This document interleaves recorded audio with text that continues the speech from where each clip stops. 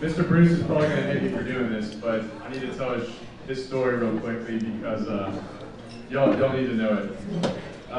It's my distinct honor and privilege to introduce to you a Naval Academy legend.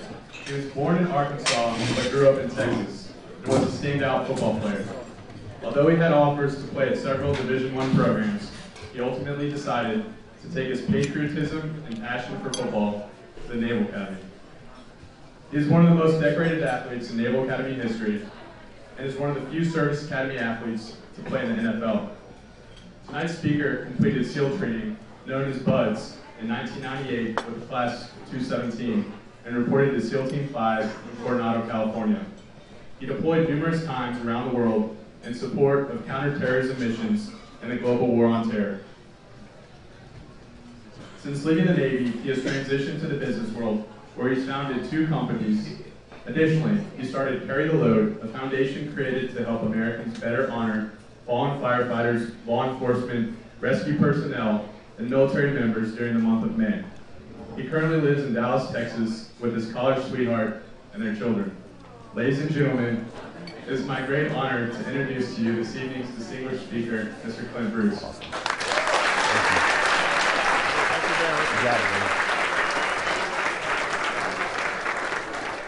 So if you guys happen to run into my bride at some point in the future, remind her that she's an integral, very important part of both my introduction and my life, because I could use those points. No, I'm excited to be here. They gave me, I don't really like handheld mics, so bear with me on this one. But if you're not listening, I'll throw it at you. So, because we can weaponize just about anything when you're from Arkansas, not even the SEAL teams. We just know how to weaponize stuff from Arkansas. Now, I love, when they told me about this, when they told me about this event, they told me what was going on here and asked me if I'd be a part of it. I couldn't jump at it faster. I couldn't want to be part of something more than being here with you right now, because I feel like, you know, our nation is at this really critical tipping point, and the thing that's going to not necessarily save our nation, but preserve our nation is those who would call themselves leaders. So I'm here to tell you that leadership comes with a price. It hurts. You're willing to do more than others. You're willing to stay longer, work harder, lift more. And those who don't use the word leadership trivially, I want to be around, because they save us every time. You know, in my world, I try to keep things very simple. I would tell you this: you are either good, you are bad, or you are in the way. You are good, you are bad, or you are in the way. When I talk about being in the way, what I mean is this: let me tell you, people will try to tell you a whole bunch of stuff, but here's the truth. Apathy, appeasement, and accommodation is permission. Apathy, appeasement, and accommodation is permission. When you see bad things happen and you pretend you didn't, that's apathy, and you're guilty. If you see bad things happen and you're unwilling to confront it morally, physically, ethically, militarily, financially, you're accommodating it. When you engage in conversations with those who have no interest in the greater will, you're appeasing them. When you do those 3 things, I've got to tell you, in my world, you're just in the way. And what I love being in this room is, I'm in a room with a bunch of people who, just like myself and Don and his bro and some of these other guys, I mean, we declared when we were young that if one thing is true about us, we will not be in the way. We will be good to our greatest potential possible. And what I want to do with you tonight is just talk to you about what I've learned along the way. Because I don't believe I'm in a room full of people that are bad or just in the way. I want to talk to you about what I've learned from the people I've got to live life next to, the men and women who are with us and the men and women who are gone. Because the way that you celebrate someone you miss is you continue to live life for them. You know, the movie that's out right now, American Sniper, it's about a great friend of mine, Chris Kyle. Love Chris. And I wish you knew him. And what I love about this movie is you get to know a little bit about him and you know a lot about Taya. And you're not going to find me espousing the virtues of war, because those who have done it know it's brutal and horrific, and we must do it violently, quickly, and then come home. And the movie doesn't glorify it. I've got this thing with Bradley Cooper. So one of my best friends is in the movie, a guy named Jacob Schick. He's the veteran that sits in the wheelchair that Bradley Cooper goes shooting with, and he has this really great quote that was totally improvised. And he sent me this picture of him standing next to Bradley Cooper, and I said, hey, when were you with Chris? Because he looked so much like Chris. He goes, I'm not with Chris, I'm with Bradley Cooper. I'm like, oh, that's neat. Tell Bradley Cooper the first time I see him, I'm gonna punch him in the head. But I don't mean anything, it's just my wife thinks he's really cute, so it's just kind of a dominance thing. It's just kind of a code of the hills. I'm from Arkansas. We just got to assert the hierarchy here. Okay. And he goes, hold on, I'll tell him. And so he comes back later and he goes, Bradley doesn't want you to punch him in the head. Well, I said, well, stress to him that I don't mean anything by it. So he tells him, he's like, hey, Clint doesn't mean anything by it. And Bradley Cooper's like, well, I appreciate that he doesn't mean anything by it, but I still would like for him to not punch me in the head. And so we go a few weeks later, and Taya, Chris's wife, asked me to go see the movie. And I didn't want to go see the movie just because, you know, it's not a movie for me, and some of the guys got to serve with him. But I went and saw it, and I talked to her the next day, and she was asking me these questions about it. I said, hey, there were 3 or 4 times during the movie where I forgot I was watching an actor, and I thought I was watching my buddy Chris. And just tell Bradley that. And so she was on the phone with Bradley, and she's like, hey, my friend Clint Bruce saw the movie, and he paid you this enormous compliment. And Bradley's like, that's really powerful. There's a lot of guys named Clint in Texas. And she's like, yeah, there are. He goes, because there's another guy named Jake. He's got a friend named Clint Bruce, and that guy's gonna punch me in the head because he thinks his, and Taya goes, yeah, that's Clint, but he doesn't mean anything by it. So Bradley, once again, was not comforted by that. I don't know if you saw 2 weeks ago, but Bradley was on Jimmy Fallon, and he laid down one of the most tremendous air guitar sessions I've ever seen in my life. One of the things that's not on my bio is I'm the 5-time Pacific Rim champion of air guitar. It's a very important craft. You just got to take it real seriously if you're going to do it. And I saw him do it, and so I texted him. I said, hey, here's the deal. Out of respect for your air guitar prowess, I'm not going to punch you in the head anymore. So he's like, that's really great. I appreciate that. So we're at the premiere, and I'm sitting next to Taya, and Bradley walks in, and Jake Schick looks at him and goes, hey, that's Clint Bruce. And Bradley doesn't even miss a beat. He stands and he looks at me and he goes, he's like, we're good, man, we're good. But I need Gerard Butler's number because I got to go punch him in the head now. So I told you that to tell you this. Actually, there's no point. It's just a great story. I thought you'd want to know it.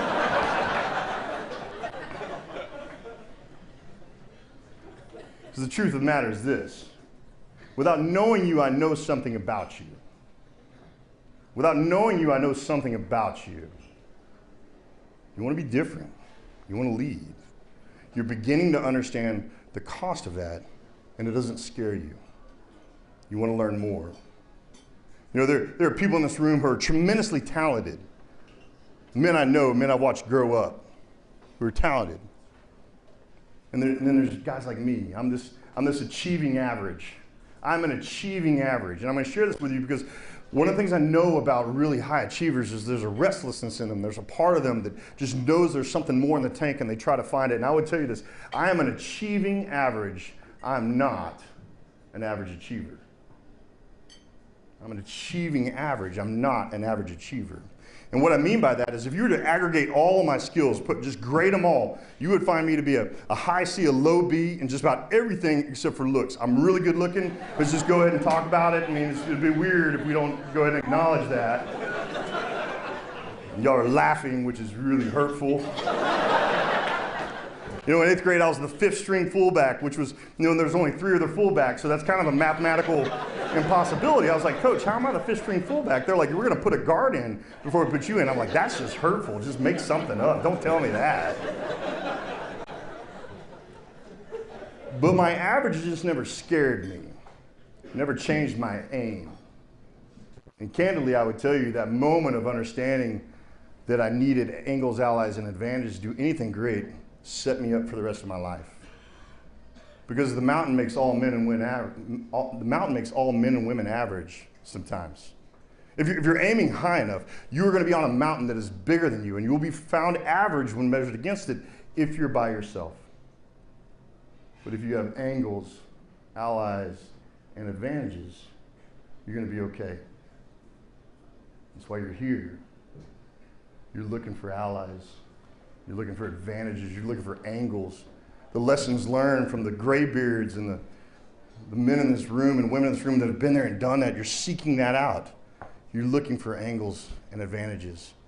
And you're finding allies. You know, and here's what I would tell you.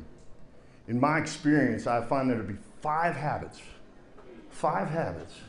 that all elite achievers have. And I think that's what you want. I think that's why you came here. So let me share this with you. In my experience, you can really only have 5 outcomes to any endeavor. There can only be 5 outcomes, regardless of your talent. When you're trying something, one of only 5 results can happen. You can be bad, you can be average, you can be good, you can be excellent, or you can be elite. You can be bad, average, good, excellent, or elite. That's it. So bad, we don't need to talk about that. If bad's okay with you, I'm not your friend. Don't come talk to me. We got nothing to share. Average doesn't have secrets. There's no secrets to average. In all my 40 years, I've never seen someone come up to someone and go, how have you maintained such mediocrity? What's your secret to averageness? Like, it's not an Oprah Winfrey book club. That's not out there. There's no secrets to that. The only thing I've seen is Tom Arnold, that comedian. He wrote a book. It's like, my name's Tom Arnold. Here's how I lost 6 pounds in 5 years. That's fairly average. That's average. As I've gotten older, candidly, I find that pretty respectable. 6 pounds in 5 years, like that's not bad. But average has no secrets. Good's okay. If it's not your passion or your profession, good's okay. So what do we have left? We have excellent. We have elite. And I decided when I was your age that I only wanted a life that bounced somewhere between excellent and elite. So what's the difference? You know, when I was in the NFL, the combine exists to help you understand who's excellent. You can run this fast, you can jump this high, you are this big, you're excellent, but that doesn't mean you're going to do anything when you're there. See, that's an elite land. That's a little further than excellent. You know, this story became very clear to me in the days immediately after 9/11. I was fortunate enough to be part of one of the first elements that was in the Middle East, and we started taking these ships down, and leading SEALs was amazing. It was like, it was one of the highest honors of my life to live life with these lions and to know their wives and their moms and just to be witness to who and what they are. And I asked myself often, as Don and his bro and all these other guys, you know, watch them do stuff, we go, where do we get such men? And the women who love them. And I remember this mission in particular. We hit this ship and it was spectacular. And all of you have been involved in leading organizations, you wouldn't be here. And there's a moment when you're doing something where everything just works. It's like watching water roll downhill. It's a force of nature. And as a leader of that, you just kind of sit back and you marvel at it. And you're humbled by it. And we had one of those missions. And I remember very clearly, we put the boys down and we went to go brief the boss. And I was walking across the flight deck and it was right out of the movies, you know. And I looked at my chief, who's 18 years in the SEAL teams, this big barrel-chested frog man who played football at Fresno State, and this great mustache, and he was like my big brother, he was the elder. And I looked at him and I said, hey, Chief, the boys were excellent. They were excellent. We ought to do something for them. And he stopped. And he squared up to me. And he was mad. And he leaned in and he goes, sir, the reward for excellence is no punishment. I'm not here to be excellent. I'm here to be elite. And he stomped off.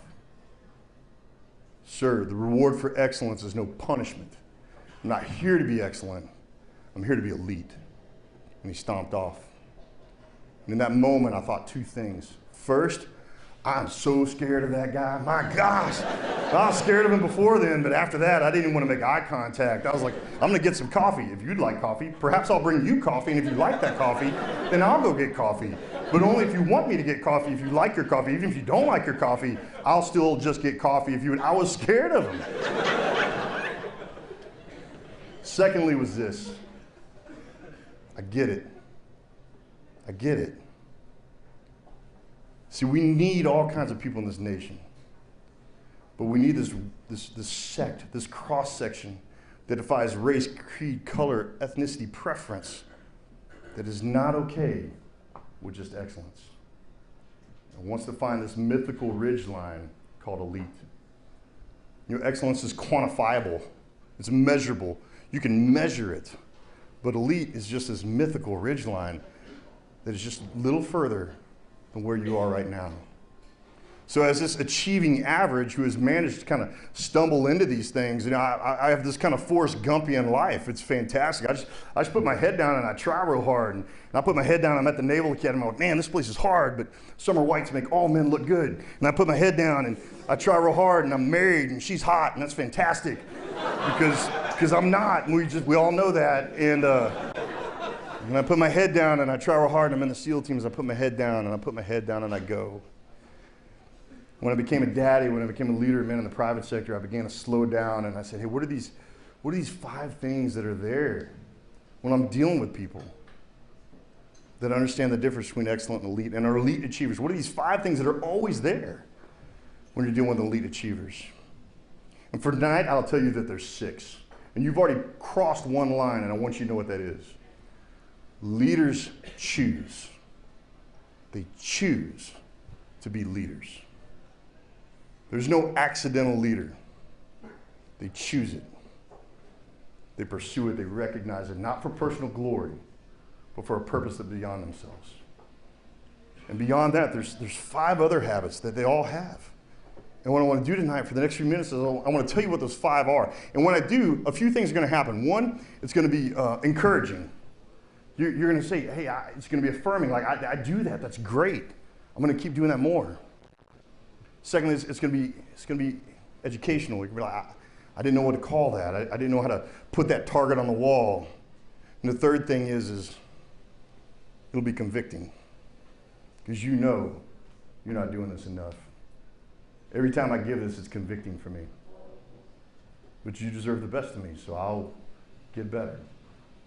And so what are those 5 habits? So the 5 habits of elite achievers, the things I've learned along the way from men that I fought next to and a bride that's amazing, and these women who are deciding that leadership has no gender, are this. All leaders are curious. All leaders are balanced. They're tribal. They always know why they're there, and they share their scars. They're curious, they're balanced, they're tribal. They always know why they're there, and they share their scars. And I want to share what that means to me for you. And take from it what you will. But I know where you want to go. Because I'm trying to get there too, but I've seen a little more years of what it takes to get there. And I want to share it with you. The first habit of all elite achievers is this: they're curious. They're curious. Hey guys, here's the deal. You're here. Congratulations, you're curious. And elite leaders are curious for a couple reasons. One, because they know there's someone right on their heels, or the problem's bigger than them. They know.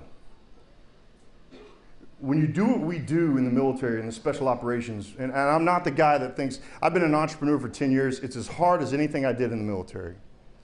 There's such prolonged gratification, there's such a delayed return on effort that being an entrepreneur is one of the hardest things I've ever done. So don't think the military has the monopoly on bravery. I was raised by a single mom. Lived in the entrepreneurial world for 10 years. Bravery is where you're at. It's whether you are brave or not. And here's the deal. When you're making really hard decisions about who you're trying to do impossible things next to, you got to make great decisions about who you're going to try to do it with. And one of the things I learned very early is to look for these qualities that are consistent. Like, how do I pick people to do impossible things with? And one of the things I learned to do is I look for the curious. I look for the curious because curiosity is courage. Curiosity is simply intellectual courage. That's all it is. And I esteem curiosity as highly as I esteem physical courage. And when I do that, I'm not diminishing physical courage at all. I've seen it. I've witnessed it. Physical courage is amazing, but there's also an element of necessity that exists during moments of physical courage. And that doesn't diminish it, doesn't cheap it. It's just real. Intellectual courage is totally escapable. It's totally escapable. And all you have to do is not raise your hand. All you have to do is not raise your hand, and no one in the room will know that you don't know. But the brave know. Hey, the wrong time to figure out that I don't know this answer is on the side of the mountain when my team needs me to do it. So I'm going to raise my hand. And I'm raising these 3 little girls, and if there's one quality I want them to have, I want them to be curious. I want them to be brave enough to raise their hand. When they're in high school, I want them to go, hey, why is your hand on my leg? That's a question they're going to ask. And then the second question is, have you ever been punched in the throat? There's going to be those 2. But I want my girls to ask questions because I want courageous girls like their mom.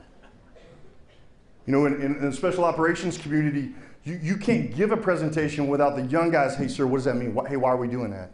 And as a leader, you have to be willing to not only suffer, but pursue the curious because they're going to make you better.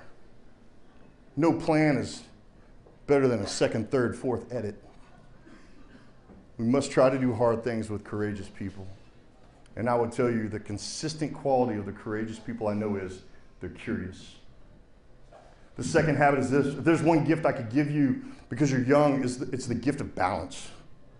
When you're dedicated and you're passionate and you're talented, one of the first casualties of that is balance. But here's the deal. If you have no balance, you're going to be dedicated, capable, and passionate for just a little while because you can't do it over and over again. See, balance is having an answer for what to do when it goes wrong. Even when you do everything right, something goes wrong, and balance is having that other leg to drop. Your faith, your family, your friends. Because when it goes wrong, you better have an answer for what to do when it goes wrong. I work every day with traumatically wounded veterans. Guys are missing arms and legs or both or all. And they found an answer for what to do when it goes wrong. And despite their physical limitations, they are among the most balanced people I know. When you love what you do, balance is often the first casualty. But if you want to do it for a long time, you have to cultivate balance. You have to. You know, there's a movie, Act of Valor. It's got a bunch of my friends in it, and there's a line at the very beginning that I love. And the line is this: the only thing your father thought was bad about growing old is that other men stop thinking you're dangerous. The only thing bad about growing old is that other men stop thinking you're dangerous. Here's the deal. I don't ever want to not be dangerous. I don't ever want to not be thought dangerous by other men and women. When you have balance, you can be dangerous. When you don't have balance, you can only be reckless. And reckless is dangerous, but it's dangerous to everybody, not just you, not just the enemy, not just the adversary, it's everybody. You know, I love these young guys that I got to serve with. They come and like, sir, I want to die for my country. I'm like, all right, well, you go over there. That's the dumbest thing I've ever heard. I got a helicopter for you. It's got GoPros in it. Y'all are going to do some stupid stuff. Like, I don't want to die for my country. I will. I don't want to. I want to fight for something I love. Next to men I love. For people I love, and I want to come home. And son, what you mean by that is you want to honor what's been poured into you. And you want to be dangerous to the enemy. And cultivating balance is how you do that. There's this 10,000 hour metric. There's this 10,000. And once you've done something 10,000 hours or 10,000 repetitions, you're an expert. And here's the deal. If you want to be balanced, ask yourself that question, but ask yourself that question on everything. Not just your craft, not just your trade. You know, I look at my own life as a linebacker. You know, did I make 10,000 tackles? You bet. Practice, games, real life, visualizing, made 10,000 tackles. As an operator, did I make 10,000 shots? At least, probably 10 times that. As a businessman, have I made 10,000 hard decisions? Yeah. As a husband, have I done 10,000 things a good husband does? I don't know. But I want to. Because I want to, it's good enough for my wife. I've got these 3 little girls. Yeah, I'm married to my ring dance date, and I've got these 3 little girls. Have I done 10,000 things a good daddy does? Yeah, I buried my dad when I was young. I don't have a dad. I don't know. But I want to. And want to is good enough for my girls. They want a dad who wants to be elite. That's okay with them. Am I balanced? I don't know. But I want to be. Want to be is the beginning of all good things. We've talked about curiosity. We've talked about balance. Let's talk about being tribal. Man, being tribal is so important because if you're trying to do any great thing, here's the deal. It's bigger than you. Great things by design are bigger than you, and you need people with you. You can't do it on your own. And tribes know this. In the NFL, there are 32 teams at the beginning of every year. 32 teams. You know who's playing now? Just the tribes. Only the tribes are left. That's it. All the teams have gone home.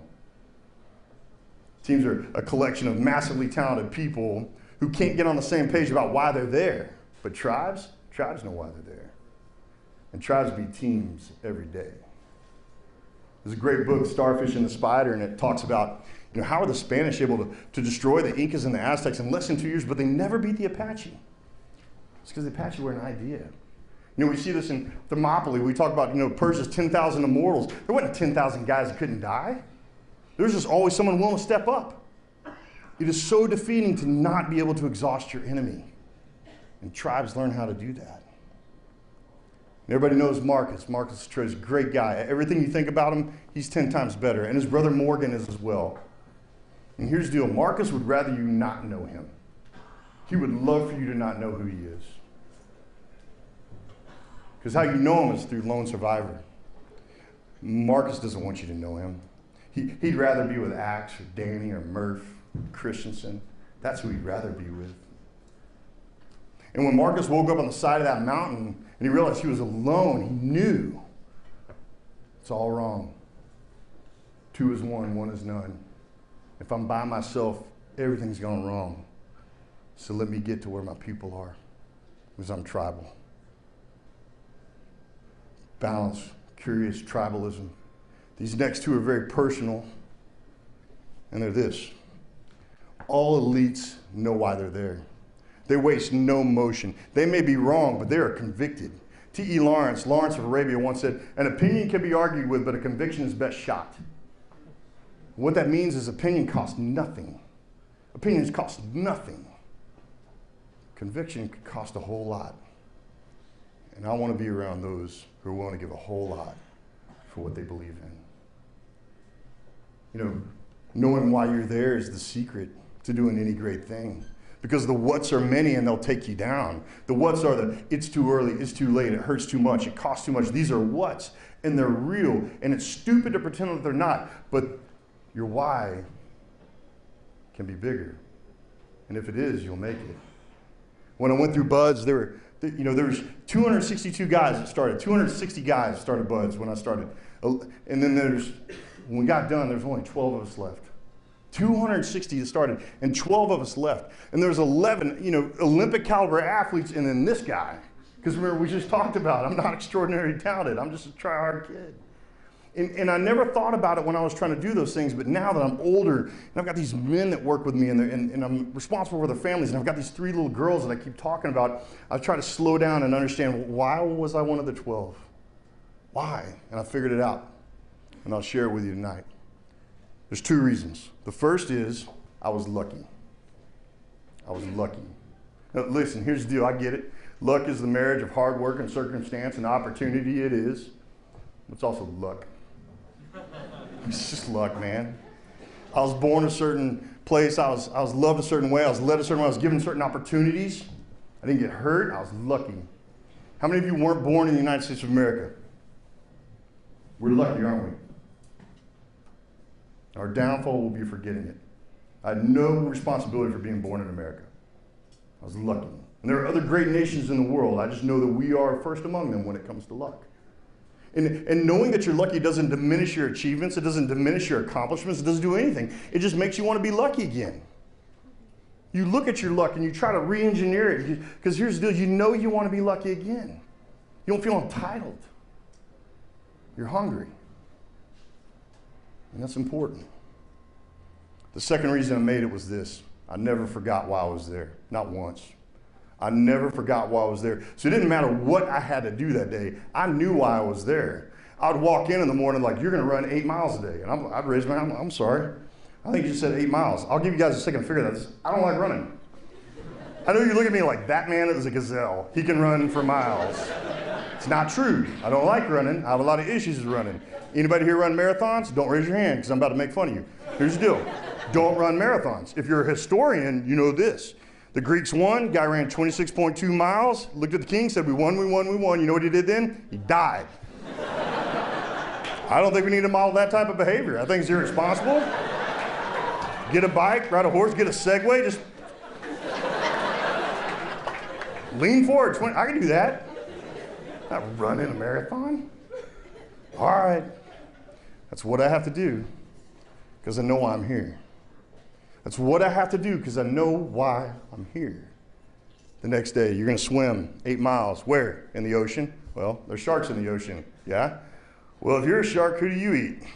Me or the dude who likes running marathons over there? You eat that guy, it's like feeding a bear lettuce. You didn't fill him up. Now the bear's just like, oh, I'm hungry now. You eat me, you're done. Go to sleep, you're good. All right. That's what I got to do because I know I'm here. Folks, if you know your why, you're not unbeatable because we all get beat. You're not unbreakable because we all break. And candidly, I really think you're only useful once broken. What I love about the military experience is it beats the you out of you. And now you're useful. You become indomitable. You'll never be dominated if you know your why. I believe everybody has to have 2 whys.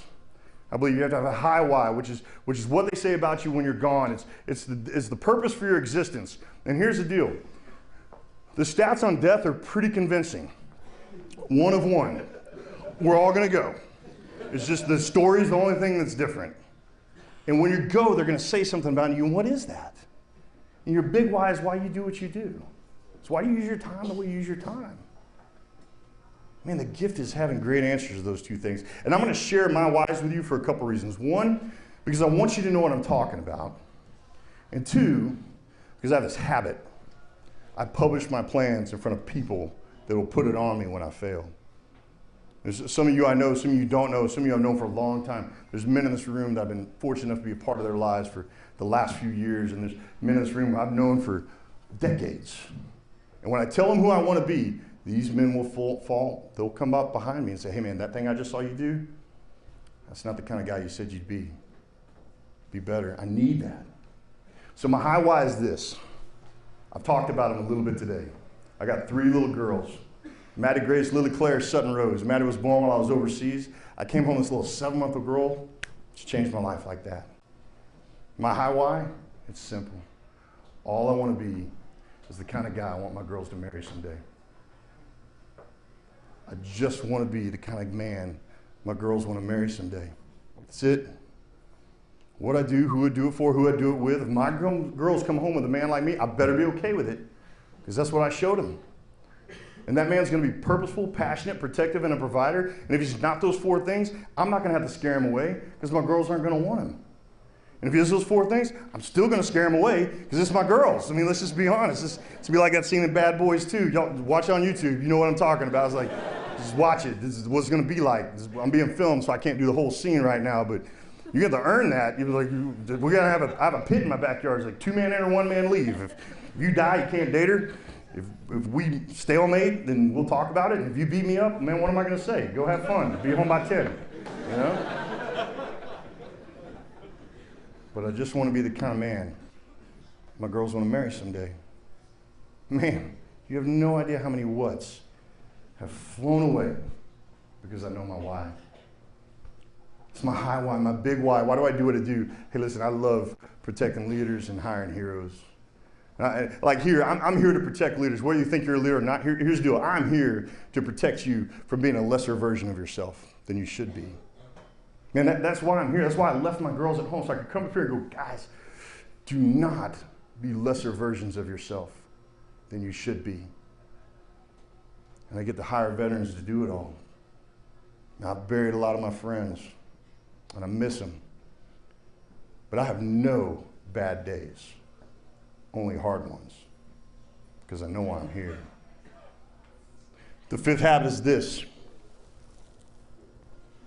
All elites share their scars. They preach from their pain.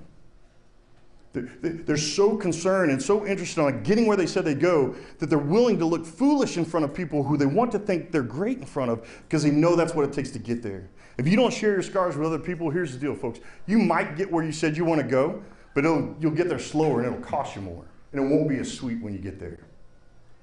See, in our world, the best thing that happens when you don't share your scars is you die. You're the one who dies. Worst case is someone else dies because you weren't brave enough to share your scars. I'll tell you this. If you don't share your scars with other men, you're a coward. Now, I don't know if anybody's ever called you a coward before, but I am. As a man who's here, but for the bravery of others, when I lost my father, they would come alongside me like, no. Hey, your dad used to make mistakes and you don't remember it, but don't do that. Or here's my mistakes. Like, thank God I had brave men in my life. Women, I think this age requires you to be the bravest of us all. I just do.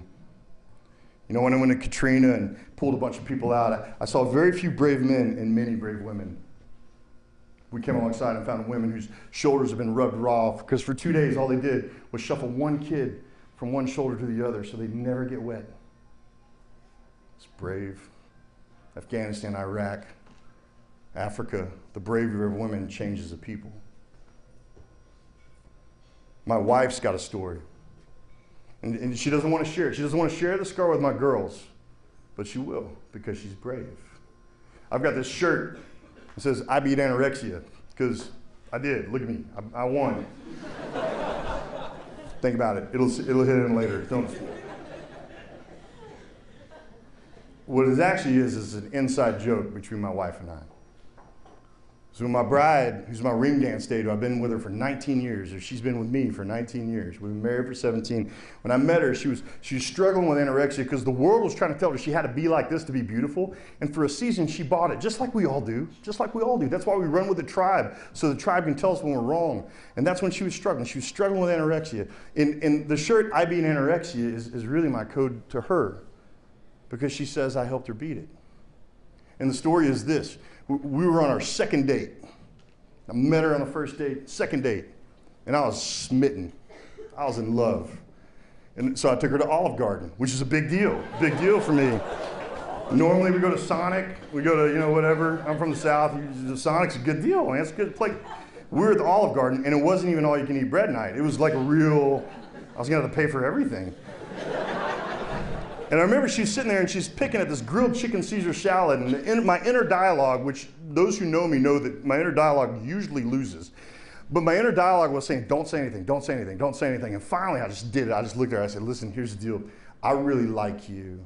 And I think you really like me. And I think we'd have something awesome here. But if you don't strap on the feed bag, we're gonna have some issues. Because that was $9.89, and I can't take that with me. That's grilled chicken Caesar. That doesn't keep. I'm gonna get salmonella. Like you got it, and I went in this rage. And she laughs now because she said it just fell off her. And that doesn't mean it was over then. It just means that it would be soon. My wife, who doesn't like to be celebrated, she doesn't like to be known, she loves for me to share that story for her. Because that's a scar she'd rather not have. But she didn't have a time machine. It's part of her story, and all she can do is spare the women her scars. So you're in Annapolis, the cradle of the United States Navy, and I love it here. And what I loved about the Navy was this. I think the perfect metaphor for life is a ship at sea. Perfect metaphor for life is a ship at sea. If you're one person on one boat and you fall off that boat, you're gonna die. You're gonna die. The sea doesn't care who you are. It's bigger than all of us. But if you got another person on your boat and you fall off, you got a chance. So they'll turn the boat around, they'll come and get you. And if you're in a fleet, which is just a tribe at sea, with all different kind of boats and submarines, and they're all going the same directions, and you fall off, you're gonna make it. You're gonna make it. Because someone's gonna come and get you. I love being part of a tribe at sea. I love our sayings. One of my favorite sayings is this, is that hold fast and stay true. And here's what it means. I used to write it on my knuckles as a football player here, HOLD, FAST, and stay true on my palms. And what it meant was this. What they used to do on ships is when the storms would come, everybody on deck would yell, hold fast, hold fast, hold fast. And what they were telling each other to do is like, grab the things that will not fail and hang on. Grab the things that will not fail and hang on. And stay true was for the person at the wheel, it was for the leader. What they were saying was this, hey, there was a course that we were steering before it got really hard. And we were either going to let the wind steer us, the waves steer us, the storm steer us, we're going to stay true.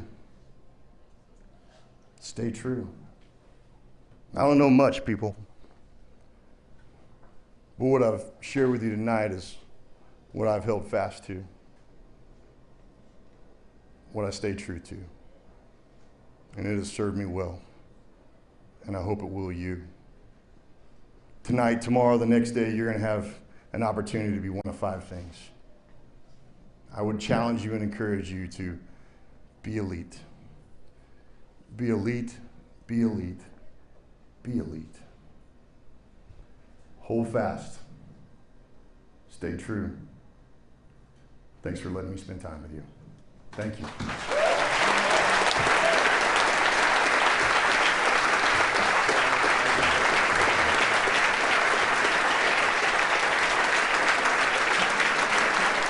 Thank you. Was that awesome? You bet. Absolutely. You bet. Absolutely. Thank you so much.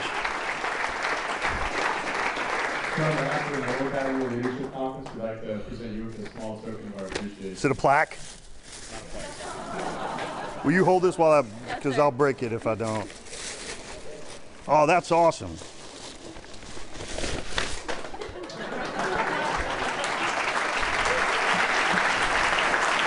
That's great. That's really cool. That's all the leadership conference staff. That's awesome. Do you want to do questions? Do we have time? It's up to you, sir. Yeah, I don't care. Yeah, we're fine. If you don't have any questions, Mr. Bruce will take some questions. No math. No math. Don't include me with the academic capability of that institution because they're not the same. But no, if you have a few questions, would love to ask them. I want to be a steward of your time. I know everybody's tired and been at this for a long time, but if you had any, I'd love to answer them. Just forget the whole first habit is curiosity. So just don't let it get weird and nobody answer a question now. So, does the beard always look this great? Yes, it's fantastic. I use a mixture of eggshells and crust. I'm joking. It's a, yes. So I was in the Marines, combat engineer. I was in wing. It felt like I didn't have a lot to do at times. And I think at times we didn't get the leadership that we should have had.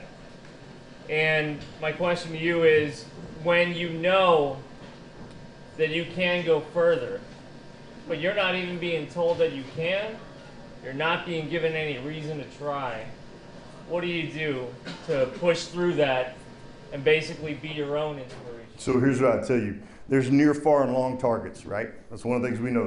There's the guy in the room with you, there's the bag on the roof across, and then there's the next town. So despite poor leadership, whatever, I guarantee you there's some near target that you can smoke check. And whether if you're not being led well as an organization, there's someone that's looking at you to try to figure out life. This is the beauty of balance. If your profession is not particularly fulfilling, I guarantee you there's someone around you that needs to find a higher version of yourself. And so you repurpose yourself towards that. You remain excellent over here, even if that excellent is a low bar. Sometimes you can't influence that. But there's some season of your life that needs your very best, and you find that. You know, there's some kid without a dad. There's some guys losing everything back home. There's some woman that's in a relationship with a man that just does not deserve her. And you find them, and you make that your mission for a moment. And people see that. People see it. There's always a near target. And sometimes there's not, so you find the far one, and sometimes you're not, you find the long one, and sometimes you get near, far, and long all at the same time, and you better have more than just you when that hits. Someone asked me one time, like, how do I feel about adversity? I don't love adversity. It's not, I have no affection for it, but I've come to expect it. If I'm not experiencing adversity, then I'm not pushing. You know, resistance is the indicator of progress. So find something to take progress in. If you're not taking ground, it's on you. Just pick a better target and go. And that may be the thing that inspires that leader. Say, man, I'm not using this talent well. It's a great question. It's a hard question. Does that begin to answer it? Absolutely. Thank you. You bet. Absolutely. Other questions? Yes, in the back. One thing I've noticed here at the Naval Academy, I go to University of Richmond, and I'm a civilian student. Go Spiders. And yes, go Spiders. And I've noticed here that there's such an emphasis on building character. And how do you advise civilian universities to help their students build character? So here's how I would do it if I was you. I would expect it. I would demand it. I started this thing called Carry the Load, and it was about making Memorial Day matter again, and read about it because it's something your generation can save a lot of lives, whether you know it or not. Because the reasons, one of my men this morning, I was in Dallas, and we were briefing my guys, and my guy came up to me, hey, sir, my 5th friend killed himself. These men were in a strepo there in Korengal together. He's like, sir, my 5th friend killed himself. And here's one of the reasons that happens. Because the desperation is that you won't know these men that we love and miss. That's why movies like American Sniper and Strip, they matter to us. And what Carry the Load allows the youth of America to do is just say, hey, whether you agree with the war or not, man, I'm not asking you to agree with that. I'm asking you to just be thankful that someone thought you were worth it. And the reason this matters to your question is this. Someone asked me the other day, like, hey, when are you going to go to Washington, D.C. and help them do Memorial Day better? And I looked at him, I said, I'm not waiting on D.C. to do anything. I lead. That's what I was taught. So the way to get your university to demand character is you begin demanding it. Institutions hate being left behind by their people. They love it and hate it at the same time. And all great movements start with one person who asked a really hard question and didn't wait for anybody else to answer it. That's how you get anything to change, to include your university. God love you for asking that question, because it starts right there with someone like you, who I'd love for my girls to be like one day. We got one more question. There's a whole section over here. Or there's not another question. Yes, in the back. Sir, if you were to recommend one book on leadership, what would it be? Honestly, I'd recommend the Bible. I'm not, listen, here's the deal. I want to be respectful of other faiths, so I'm just going to tell you what I believe. I believe you can not believe in God, not believe in Christ, and still read the Bible, and do Proverbs will keep you out of a lot of trouble. My beliefs are my beliefs. If you jump out of an airplane at 30,000 feet and your chute hadn't opened by 2,000 feet, it's just a denominational debate. You're not arguing. You're just like Baptist, Lutheran, Episcopal. Just open, like something open. You're believing in something. It's like Ricky Bobby. Help me Oprah Winfrey. Help me Tom Cruise.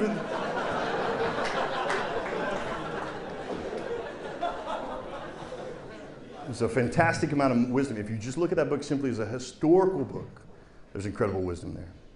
I would say that all books about pursuing leadership that you pick up and read will have a positive impact on your leadership.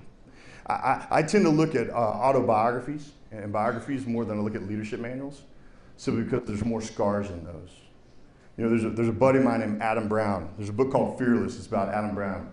Adam was killed. He was at Gold Squadron, which is one of the units at SEAL Team 6. And Adam got into the SEAL teams. He had 11 felonies.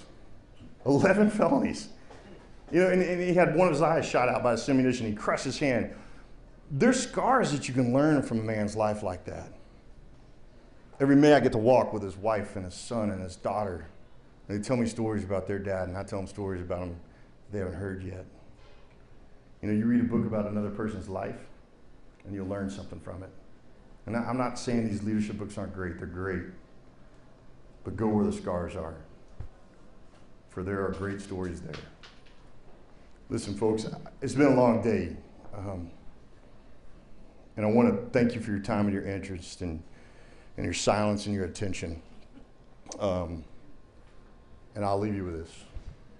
And there's no need to think of another way to say it. Hold fast. Stay true. I expect much of you. Thank you.